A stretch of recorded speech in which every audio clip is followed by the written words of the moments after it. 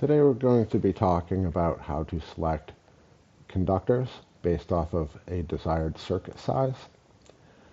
And before we start, you should probably have your code book and go ahead and read the sections for, say, NM cable, MC and AC cable, metal wireways, and auxiliary gutters.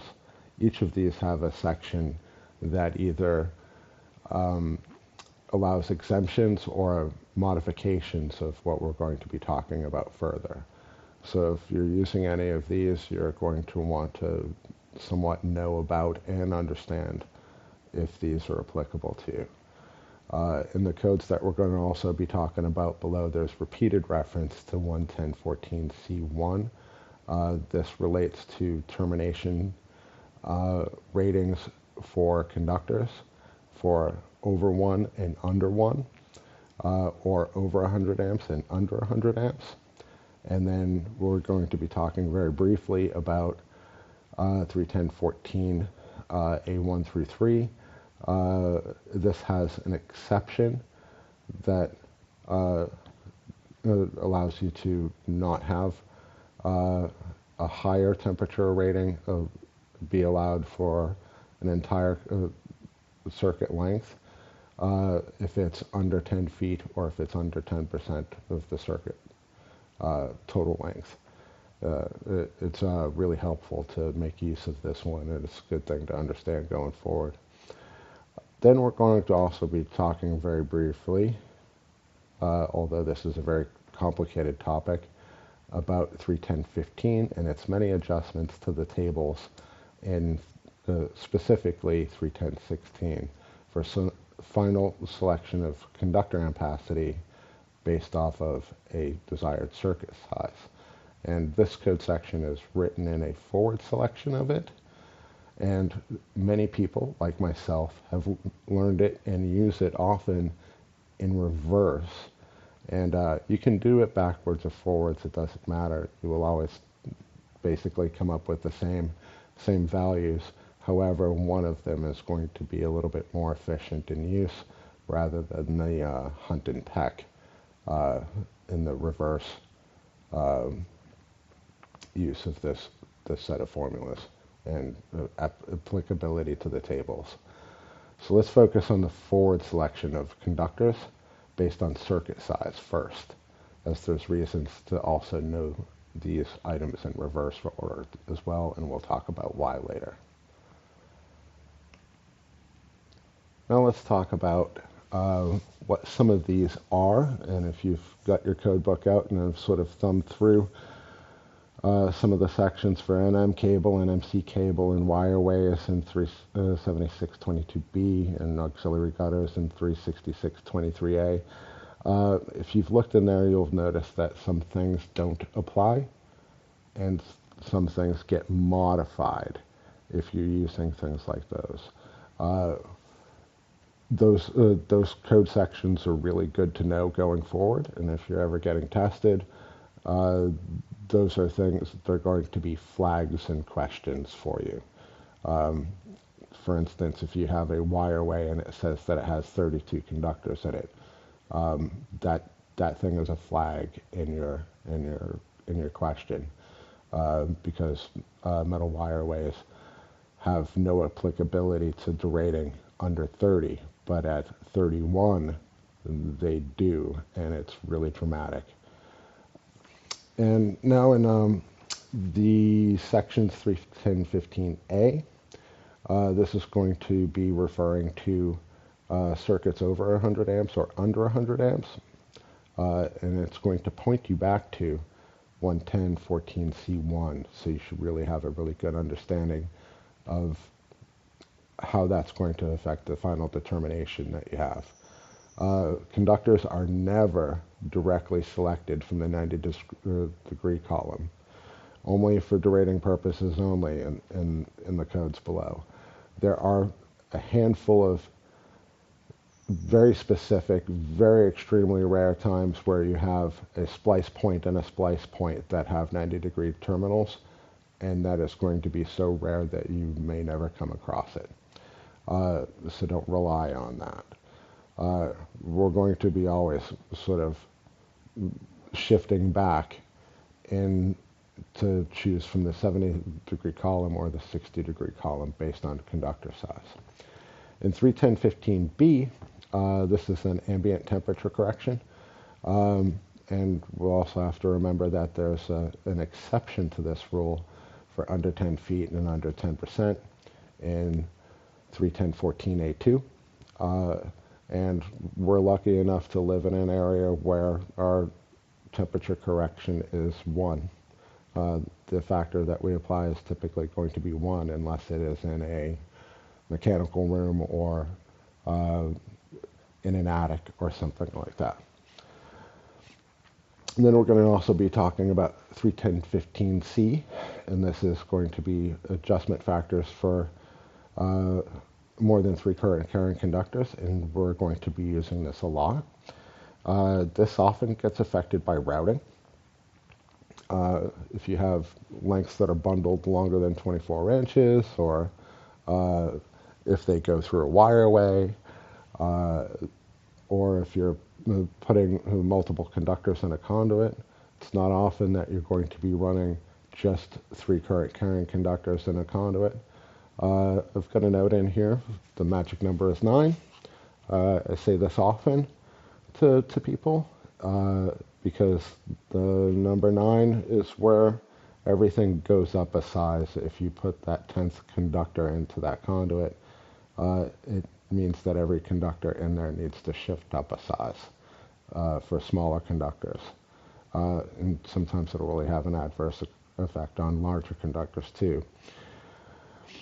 And then the formula that we're going to be using for this forward direction of determining circuit size to minimum ampacity of conductors is going to be the circuit size divided by the temperature correction factor, and then that sum is going to end up being divided by the adjustment factor in C. So it's going to be A, B, C, resulting in your final minimum ampacity for your terminals, and again, not to exceed the temperature ratings of 11014C. Now let's get to the nitty-gritty of a code book, shall we? Let's look at it together. Down in the bottom left-hand corner, there's a section for residential feeders only in single phase.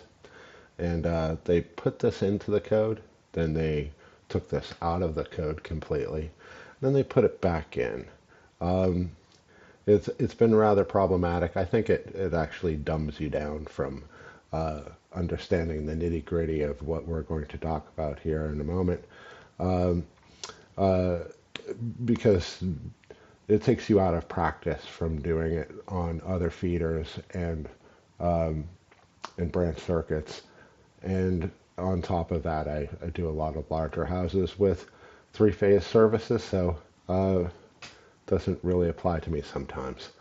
But let's zoom in on what we're going to be talking about. Some things that we need to understand in 31014 is that we're going to be given 2 choices. It's going to be tables or engineering supervision. We're not engineers, so we're going to be sticking to tables. And what it says here is ampacities for conductors shall be permitted to be determined by tables as permitted by 31015. And the rest of the sentence doesn't apply to us because it's under engineering supervision. Not being engineers, we're going to stick to the tables. Then there's this nice little spot here in selection of ampacity that has an exception that is very useful. It says where one ampacity applies for a given length, the lowest value shall be used. And that means that it means what it says. However, there's an exception that allows us to use the higher ampacity if the circuit length does not exceed 10 feet or 10% of the circuit total. or for that section of 10 feet or less than 10 feet or 10% of the circuit total. It also has an informational note that we'll see often in here for 110.14c, and we'll talk about that here in a moment. The next section is temperature limitations of conductors. Pretty much it says, to use the table values, and that you're not to exceed them really.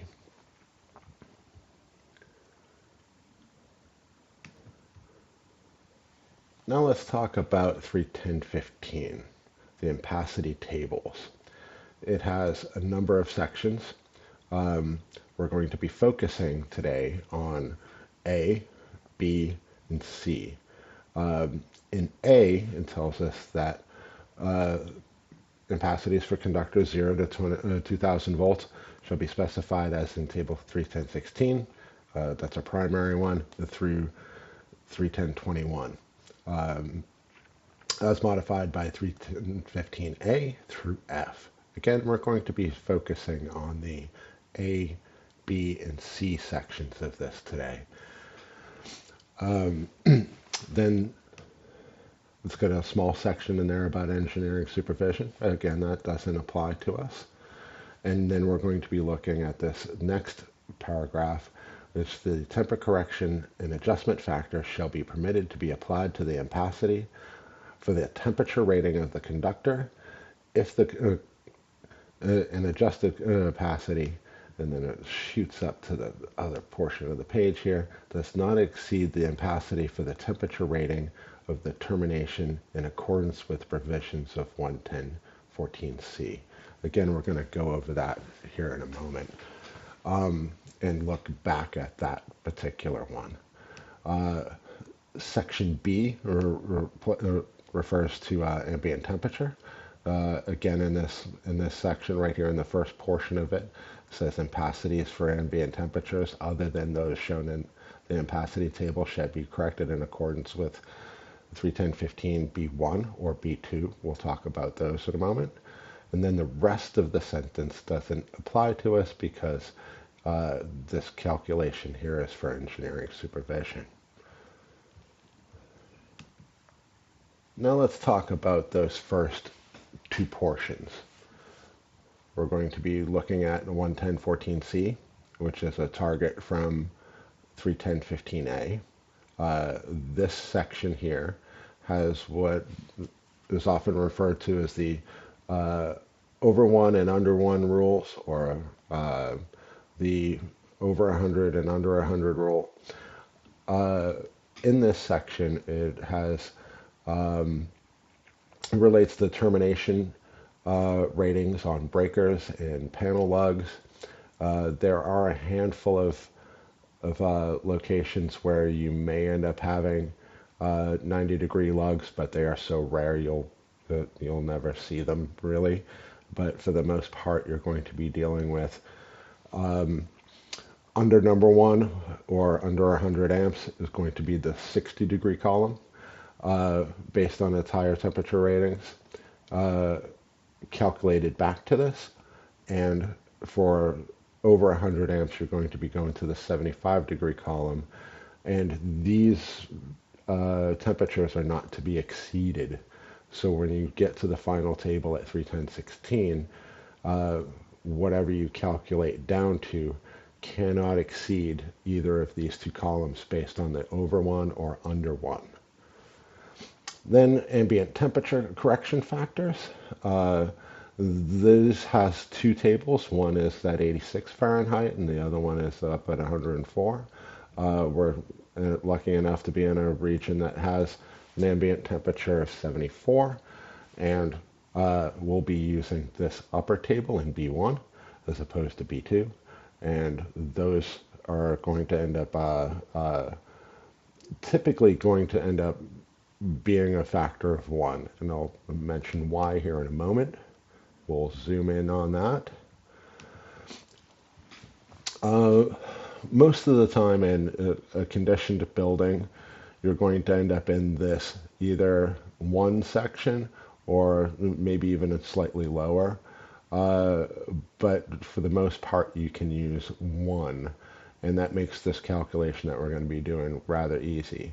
However, there are portions of time during the length of a circuit and that you may end up being in a mechanical room that might be hotter, or you might be running through an attic that might be hotter, and you would end up having to calculate the ampacity based on that, depending on if the circuit was not allowed to use the exception in 110.14 that we talked about a moment ago. The temperature correction factors here are not going to adversely affect us, but they can bump the calculation just a little bit further out of reach by going 1 degree or less. So you end up having like either 96 or 91. Most of the conductors that we're going to be using are 90-degree conductors, so we're going to be using this column for the most of the time. And shifting our factor from a factor of 1 to 96% or 104% is not that big of a swing.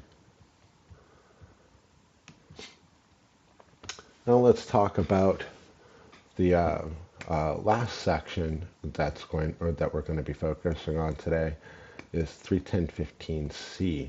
Often this is referred to as rating, but it's referred to in the code book as adjustment factors, because this often derates your conductors, and we'll talk about why at the end of this. Most of the tables refer to 3 current conductors or more, or less rather. So if you're doing 4 to 6, you're going to be applying a factor of 80%. 7 to 9, you're going to be applying a factor of 70%, and so on. And if you're, say, using a gutter or something like that, these ones down here can really get you. There are some informational notes at the bottom of this to pay attention to, and that's shown up here on this page. I've blown it up on this side here to take a peek at. But we'll be moving on to our next portion of this. So here we are at the table. We're looking at 310.16. We're using table values, and these are the things that are going to be modifying it. This table and other code cycles changes wording a little bit at the top and at the bottom notes. Sometimes it has an asterisk to see notes at the bottom, and sometimes it has the temperature rating up here at the top of the table, but in the 23 code it doesn't. And they have all of the notes down there at the bottom. However, at some point I think they should also reference 110.14, since that applies a lot to this table. And then the terminal temperature ratings, again, we can have the under one and the over one. If you take the 60 and 75 degree columns and just think of them as under one, over one, and then under 1 and 100 amps is going to be the 60 degree column, and over 100 amps is going to be in the 75 degree column. This one is something that I just sort of remember on a regular basis, so I don't have to go back and look at the codes that refer to these. But if this is new to you, you're going to want to read them and somewhat understand them. Then this table here allows you to calculate the ampacity based off of the insulation. Most of the insulation that we use is 90 degree rated insulation. However, almost none of the terminations that we use are rated at 90 degrees. So we have to go back to either the under 1 or over 1. So once we've calculated something here, we have to shift back to find that. Now, let's make an example here. We want a 150 amp sub panel someplace. We're going to end up going from a panel board in a mechanical room with a boiler. The ambient temperature of the mechanical room is 108 Fahrenheit. The circuit conductors will go through a 2.5-inch conduit, 23 inches long. This is important.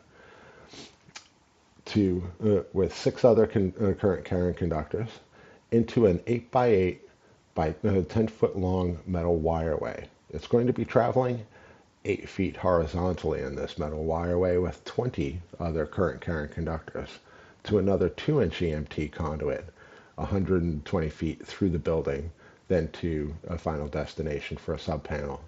The total circuit length of panel to panel is 128 and 23 inches long. This is going to be important in a moment. What is the minimum size copper THHN THHW2 conductor? That's our question. Within our question, we can see some flags. We have a metal wireway. We have a nipple in there that's less than 24 inches long. And we can look back in our codes to see that there's a couple of exceptions that we can apply.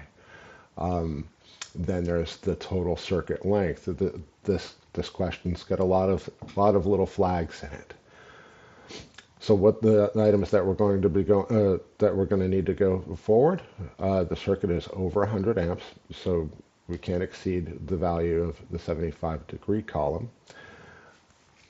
The circuit length is mostly interior, so the ambient temperature of the portion of the circuit that is elevated at 108 degrees Fahrenheit in the mechanical room is only 9 foot and 11 inches. And that's less than 10. And it's also less than 10% of the total circuit length. So we can use the exception of 31014. We can use the lower temperature factor for the whole length of the circuit. The 23-inch EMT is not longer than 24 inches. So derating of those conductors is not applicable. The metal wireway has a total circuit current carrying conductor count is under 30. And if you look in 376, this is very important, under 30, we don't have to apply any derating to this. 32 circuits or 31 current carrying conductors, then you must, and this is very punitive. Once you add that extra circuit into that gutter, it's going to really hurt you. And it can mess up the calculation of every other conductor in that gutter. The current carrying conductor count for the rest of the circuit is 4. This is an unbalanced circuit and 208 volts. Why? The rest of the circuit length must be derated at 80% of the values in the 90-degree column of 31016 for the THHN and THHW2 conductors. Those are the things that we need to know. So now let's look at how it applies to our table.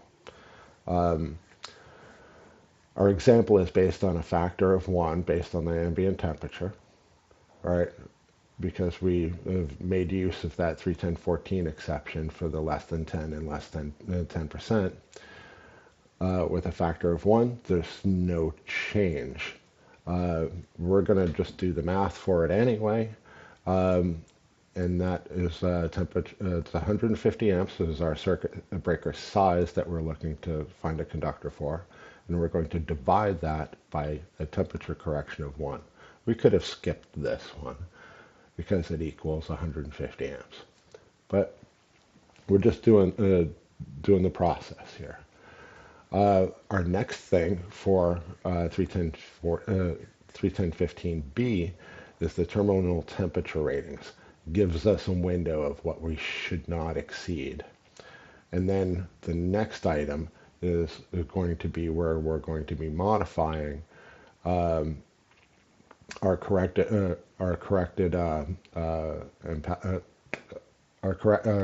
factor for current carrying conductors or more, making use of the factors in 31015C1. And the 90-degree column is permissible because all of those insulations that we're going to be making use of are out of here. And even with Romex, it tells you that you can use the 90-degree column to come up with your final determination, which is why it's good to read and understand that portion of the code before you get going. And the last thing that we need to know is that this can't be used alone. But up here, we're going to be doing our 150 divided by 0.8. That's going to give us 187.5 amps. If we look over at our conductor, in 2-watt, we've gone directly to it. We've got 195 amps there, and we can use 2-watt. But now we have to check to see if we're within the range for our 150 amp breaker in the 75-degree column, and that gives us a conductor at 2-watt THHN, and that's our conductor size. As I mentioned in the beginning, you can do this calculation in reverse. If you say pick, and the reason why I don't like to do this in reverse is because you might have to hunt and peck to find the right one. You can start with a conductor size, go ahead and derate it, right?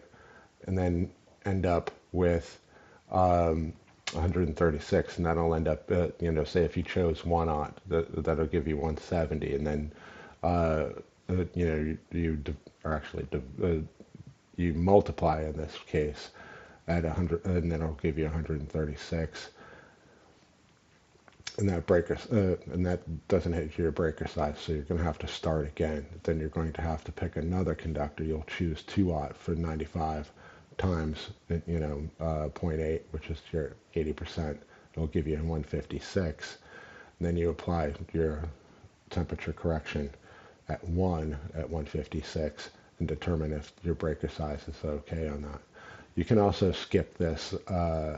If you're kind of close, you can use another rule in 246A for the next size up. That can be a little bit of a saving grace sometimes.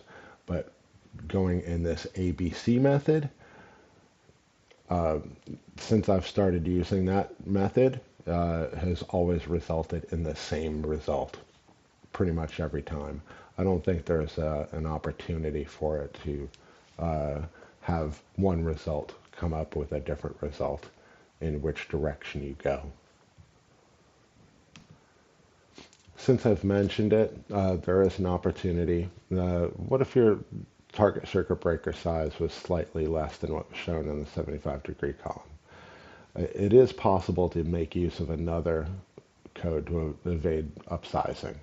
It's called the next size up rule, and you can look in 244B2. This is going to reference a common circuit breaker sizes that are listed in table 246A. So if you get 159 amps, you can bump it up to use a 150 amp breaker, so long as there isn't another common breaker in between what you're going for. So even if you're lower at 136 amps, there isn't a 140 amp breaker, so you could use the next size up at 150. So to review what we've just talked about, we've done the calculation forward and reverse.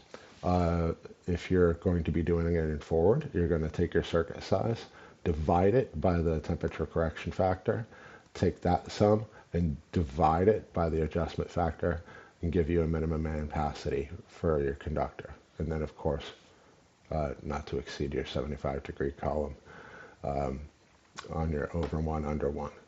If you're doing it in reverse, you end up starting at a conductor and then taking the ampacity out of the table, multiplying it by the adjustment factor, taking that sum and multiplying it by the adjustment factor, if the temperature correction factor, if there is one, and then it'll give you a circuit size. And then you have to be below that number. So let's talk about why you need to know this. There's some additional concerns. Given what we've learned about conductor sizing and the derating of conductors, uh, consider how very minor changes of conductor length, ambient temperature, conductor routing or bundling of current carrying conductors can affect and derate your installed wiring. So say, for instance, you were dealing with a metal wireway and you add one more circuit. That changes all of the factors for ampacity for everything in that wireway. If you add one current carrying conductor over 9 on conduit, it too is going to change the ampacity values for everything else in that conduit. 20 current carrying conductors or more with MC bundles is going to change the ampacity for the rest of them. Romex bundled 8 current carrying conductors through insulated holes. You add one more cable to it, it's going to affect the ampacity of everything else that's there. Adding one more, making a nipple a little bit longer than 24 inches, where it was supposed to be 24 inches or less. That too is going to affect how you've designed that panel system and junction boxes and so on. Those things are going to affect how this is done. And if you extend the route of a circuit that might be installed that doesn't have an ambient temperature, that too is also going to affect how you've calculated ambient temperature for some things. If you've pre-selected conduit sizes based off of unproven conductor sizes, this one happens a lot. You'll start a job, you'll put conduit into the ground, go back to start dealing with all of your conductor sizes and realize you have the wrong size conduit in the ground. And these are all above. They can reverse the calculations that you've already made just by simple rerouting of things or extending something. It can really bite you in the butt. Anyway, you guys all have a nice day.